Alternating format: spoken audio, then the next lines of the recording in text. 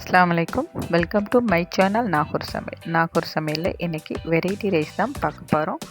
First ஒரு கடாயில் oil சேர்த்துருக்கேன். ஆயில் ஹீட் ஆன பிறகு கடுகு வெடித்ததும் காய்ந்த மிளகாய், கடலைப்பருப்பு,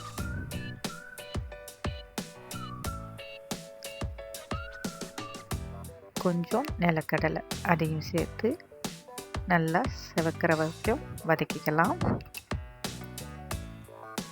அப்புறம் 3 பச்சை மிளகாய் அதை கீறி சேர்த்துருக்கிறேன்.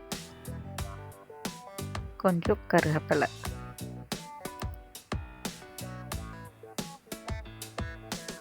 இதெல்லாம் நல்லா பொரிஞ்ச பிறகு 1/2 கப் அளவு தேங்காய் துருவல் அதையும் சேர்த்து நல்லா வாசம் வர அளவுக்கு வதக்கிக்கலாம்.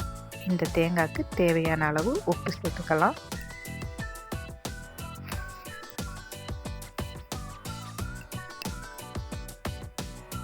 தேங்காய் பூ நல்லா சுருண்டு வந்த பிறகு நம்ம வடித்து வச்சிருக்கிற ரைஸை இது கூட சேர்த்து நல்லா மிக்ஸ் பண்ணி எடுத்தால் சூப்பரான தேங்காய் சோறு ரெடி ஆயிடுச்சு.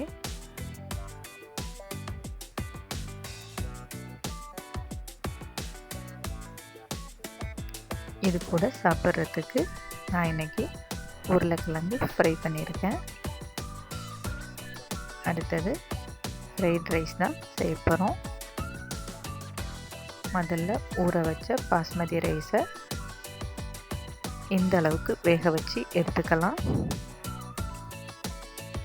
கடாயில் ஆயில் சேர்த்து ஆயில் ஹீட் ஆன பிறகு கொஞ்சமாக சீரகத்தை கையில் நல்லா கசக்கி சேர்த்துட்டு நறுக்கின பூண்டு, வெங்காயம், 1 ஸ்பூன் அளவு இஞ்சி பூண்டு பேஸ்ட்டு,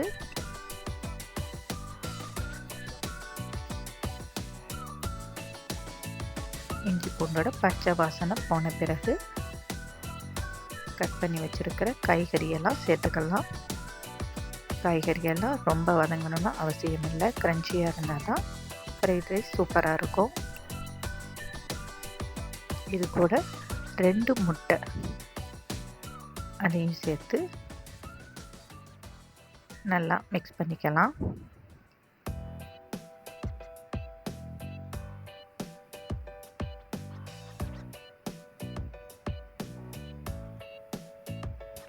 நல்லா மிக்ஸ் ஆன பிறகு நம்ம வடித்து வச்சுருக்கிற அந்த பாஸ்மதி ரைஸை இது கூடவே சேர்த்துக்கலாம்.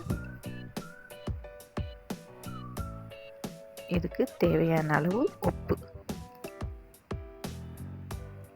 காரத்துக்காக மிளகுத்தூள் சேர்த்து நல்லா மிக்ஸ் பண்ணி விடுங்க. நான் இது கூட சோயா சாஸ், டொமேட்டோ சாஸ் எதுவுமே சேர்க்கலை.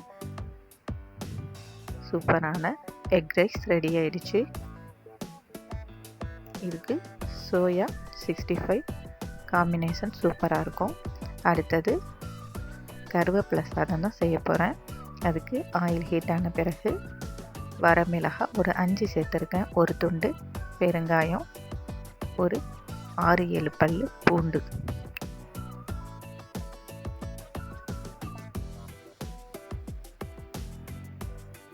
இது கூடவே கடலைப்பருப்பு, உளுந்தப்பருப்பு இது ரெண்டும் 2 டேபிள் ஸ்பூன் சேர்த்து நல்லா செவந்து வரட்டும். அதுக்கப்புறம் அதே கடாயில் நல்லா 1 கைப்பிடி அளவுக்கு சுத்தமான கருவேப்பிலையை கழுவிட்டு சேர்த்து அதையும் நல்லா பொரிய விட்டு எடுத்துக்கலாம். இதெல்லாம் ஒரு மிக்ஸி ஜாரில் சேர்த்து தேவையான அளவு உப்பு, ஒரு சின்ன நெல்லிக்காய் சைஸு புளி அதையும் வதக்கிட்டு இது கூட சேர்த்து இதை நல்லா பவுட்ரு பண்ணி எடுத்துக்கலாம்.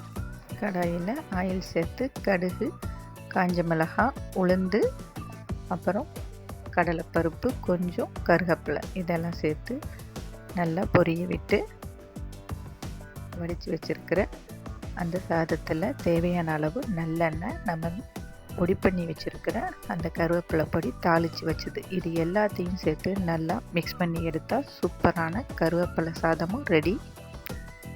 இது 3 ரெசிபியுமே லஞ்ச் பாக்ஸுக்கு கொடுக்கறதுக்கு ரொம்பவே ஹெல்ப்பாக இருக்கும். இந்த வீடியோ பிடிச்சிருந்தால் லைக் பண்ணுங்கள், ஷேர் பண்ணுங்கள், கமெண்ட் பண்ணுங்கள், மறக்காமல் சப்ஸ்கிரைப் பண்ணுங்கள்.